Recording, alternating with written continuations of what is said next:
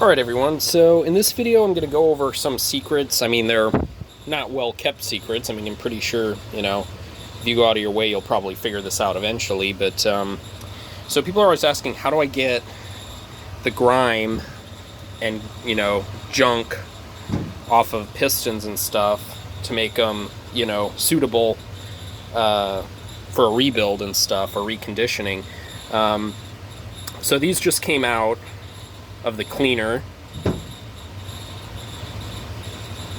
You guys can in the comments below guess what cleaner I'm using before I actually even go through, and no cheating, don't fast forward to the end.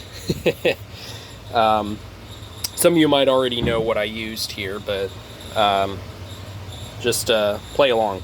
So essentially you do want to take like all the old piston rings and the oil rings, compression rings, all that stuff. Basically I had to take it off of all of these. I did have some issues with one of them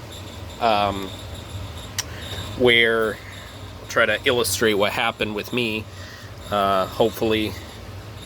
So it was the thicker ring. This is a skinny one, but use your imagination. So it was stuck together like that, so there was no groove that I could fish out the piston ring from. So what I ended up doing is I got a feeler gauge and I kind of worked it in above this area, and then eventually it separated enough to where I could get a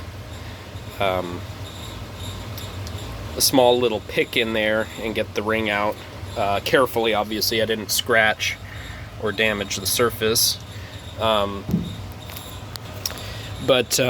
let's see. But in order to get it to look this good and remove like all the carbon, you do need to remove the rings and everything. So that's kind of why I, segued there into the piston ring story. Anyway, so back on topic, how do I get them this clean? Well, glad you asked. So fully disassembled, like I said, these ones still need cleaning, and these two actually still need the bottom halves of the connecting rods cleaned. I actually took the cap off one of these so I'd remember which one was number 1 and 2, and I started cleaning that separate. So I guess right now I'll divulge what it was that managed to clean these. So Chem Dip, that's pretty much what it is. Berryman's is the brand. I usually use their carb cleaner because it actually is pretty good as well. So you don't want to leave this open any longer than you need to, but just for reference, I left these in there for a day almost, and they came out this good. I think that if I just left them in there for 3 hours, they probably, maybe 4 hours, they probably would come out like this still. But you don't want to leave aluminum parts in this kind of corrosive stuff for too long. Otherwise it might mar the finish and it might degrade the aluminum. I've seen some discolored aluminum as a result of leaving it inside of a cleaning solution for a very long time. So typically no more than a day, I'd say, just to be safe. Probably just do it for 3 hours. It kind of depends on what aluminum you're using, but these are 4G15 pistons for a 1.5 liter. Yeah, they're very tiny. So I'll open this up. It actually comes with a little basket inside here, and that's what I stuck the bolts and the cap in. I actually didn't pull this out until now, so you guys are pretty much witnessing how well it cleaned the lower cap there of number 1, I believe. Yeah, that piston's number 1. So I'm gonna just set this up here so I don't make too much of a mess. And you can see, yeah, it did a pretty good job.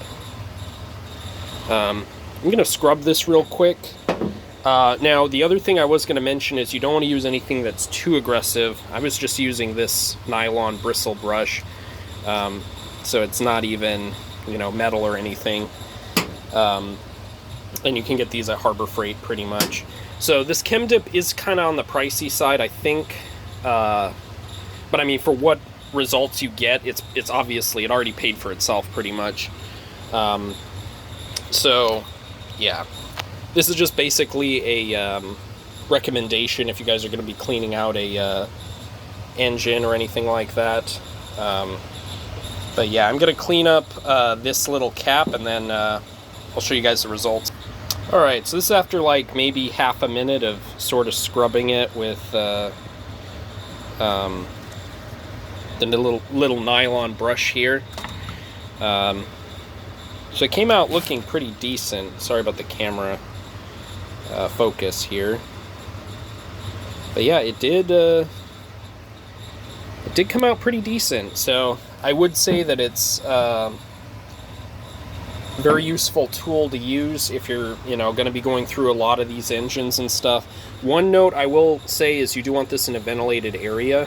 Obviously I have a fan on right now and it's pulling any fumes out. So you want to make sure that also you're wearing safety goggles because you don't want this getting in your eyes. And gloves.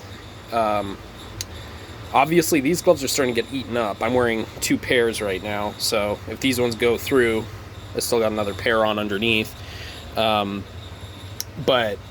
after a few minutes, like 10-15 minutes, you start to feel the gloves get loose. These were tight on my hand before, I started filming, and now like I can feel that the outer layers starting to lift, and that's why this is able to very easily remove like carbon like this. These pistons look pretty much like these. You're probably wondering, what am I doing with these? I'm just reconditioning an engine, and it's just for a daily driver. It's not something that I'm gonna waste time going to a shop over. But I mean, even if I was gonna build an engine myself and say the machine shop doesn't have the time, this would be a good alternative, because the results pretty much speak for themselves. If you just look at this stuff, it's fairly clean. I'll probably hit this with some brake clean or something one more time, but I still need to clean the lower halves of these. And another tip, quick, I do have these marked, but that's obviously just a Sharpie that's going to come off. So it would be a better idea to use like a punch. Wow, these gloves. But that's why I have one of these removed, so that I could tell the difference. And also I was just, going to put it in the basket and see if, I could soak it for a while. This is one that wasn't cleaned, so you can pretty much get a good comparison here of how much cleaner the part got. So I'm going to dump this section in to the dip, and then use another one of these pistons maybe. But you also, again, don't want to leave the container's lid off for a very long time.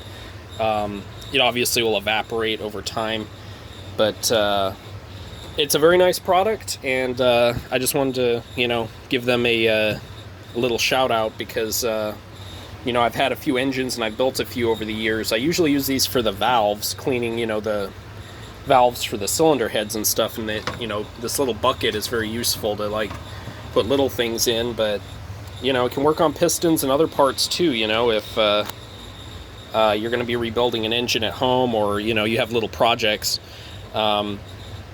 It's definitely worth a try. So thanks for watching. If you guys have any suggestions for another video, just leave them in the comments below. I'm going to be doing some more on this engine, probably going to be rebuilding it. Got new mains, rod, bearings, all that stuff. If you guys want to see more videos, just let me know. Thanks for watching, and see you guys in the next one.